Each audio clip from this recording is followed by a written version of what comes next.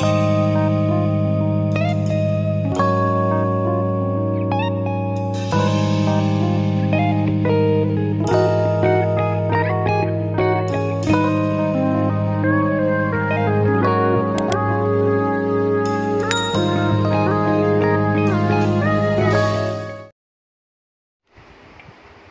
saya akan menjelaskan tentang pengertian MySQL.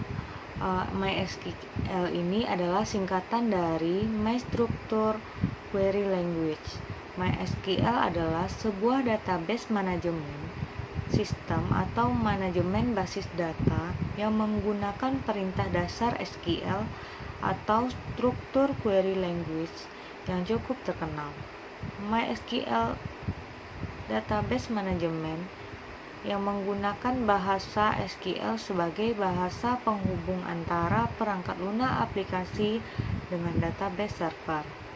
MySQL adalah sebuah server database open source atau bisa disebut dengan lemari programmer untuk menyimpan data-datanya. Selanjutnya saya akan menjelaskan tentang kelebihan MySQL. Kelebihan MySQL yang pertama adalah mendukung integrasi dengan bahasa pemrograman lain.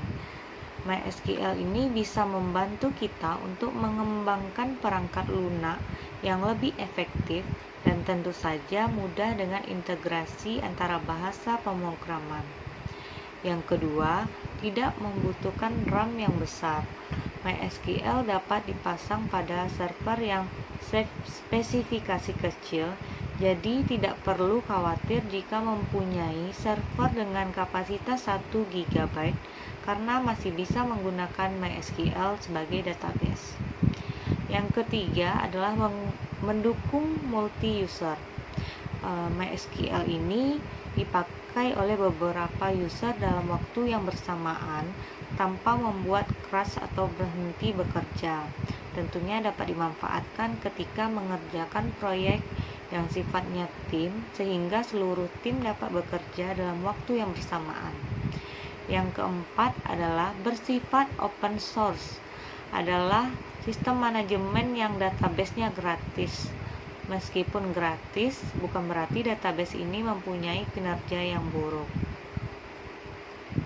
Yang kelima, struktur tabel yang fleksibel.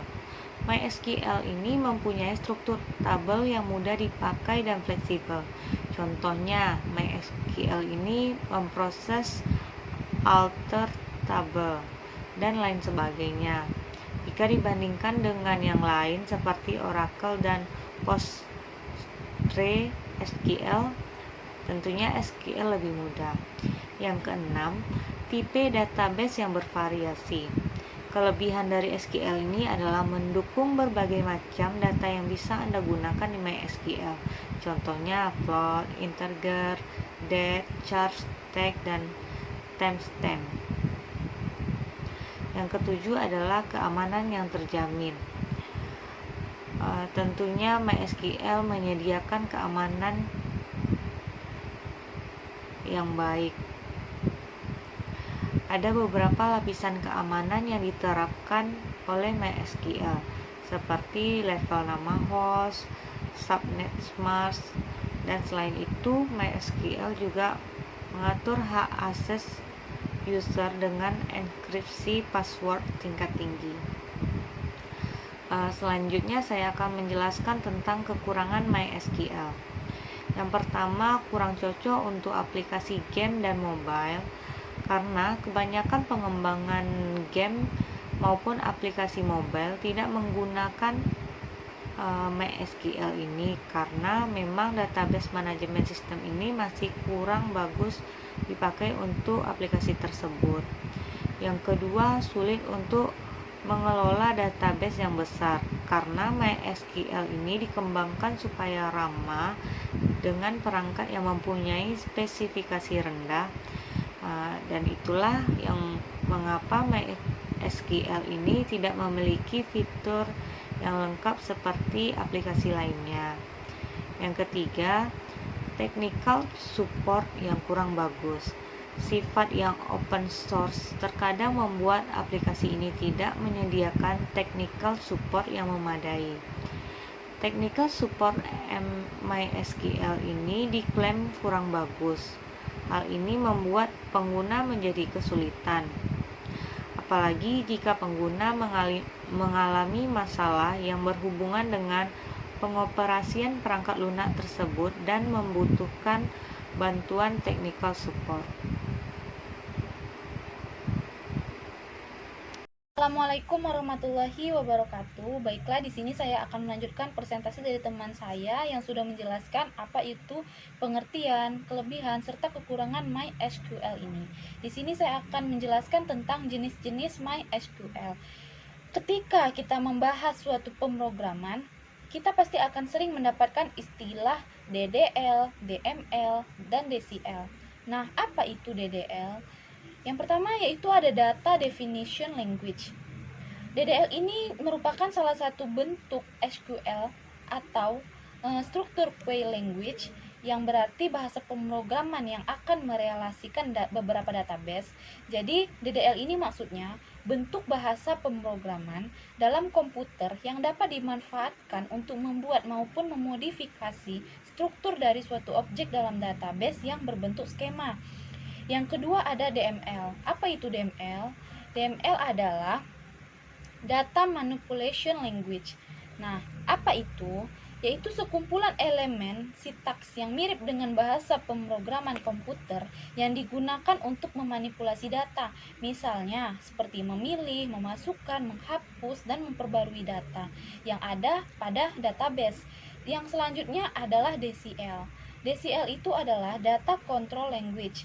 Nah, apa itu? Yaitu digunakan untuk melakukan kontrol terhadap privilege atau hak akses yang khusus untuk berinteraksi langsung dengan database. Nah, selain MySQL ini memiliki beberapa jenis, MySQL ini juga memiliki beberapa fungsi di dalam server.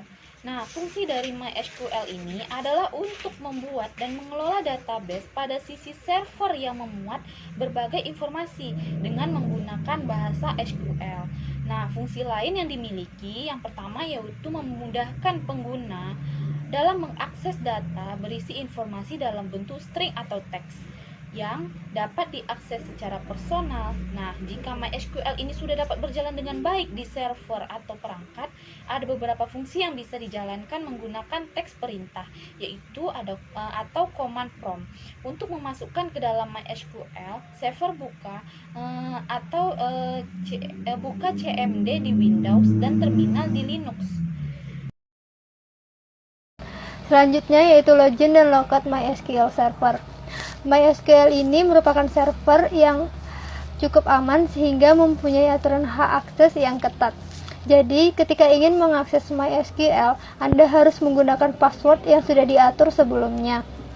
Jika sebelumnya belum mengatur user untuk masuk ke dalam MySQL, Anda dapat menggunakan user root dengan mengetikkan perintah berikut, yaitu MySQL u root p. Apa itu MySQL code? Opsi U merupakan tanda jika ingin login menggunakan user dengan menggunakan password yang dinyatakan dengan opsi P.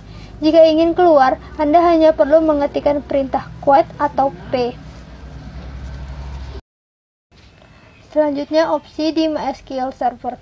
MySQL Server menyediakan beberapa bantuan yang bisa Anda akses untuk mengubah dan mendokumentasikan server, yaitu dengan mengetikkan perintah *H atau * tanda tanya ke dalam koneksi MySQL yang sedang aktif. Semua koneksi tersebut harus diakhiri tanda titik koma. Tanda ini sebagai petunjuk bahwa perintah atau query yang dimasukkan sudah selesai dan sudah siap dieksekusi. Berikut beberapa opsi di MySQL Server. Yang pertama, bantuan yang ditandai dengan *H atau * tanda tanya dipakai untuk menampilkan opsi bantuan yang tersedia di dalam MySQL Server. Yang kedua ada clear yang ditandai dengan *C, dipakai untuk menghapus atau membatalkan semua perintah yang berjalan pada satu perintah. Yang selanjutnya yang ketiga ada connect atau ditandai dengan *R, dipakai untuk merefresh koneksi ke database yang ada di dalam server host. Yang keempat ada ego atau G dipakai untuk menampilkan data di dalam database server secara horizontal. Yang kelima ada Go atau G kecil dipakai untuk mengeksekusi perintah yang dimasukkan.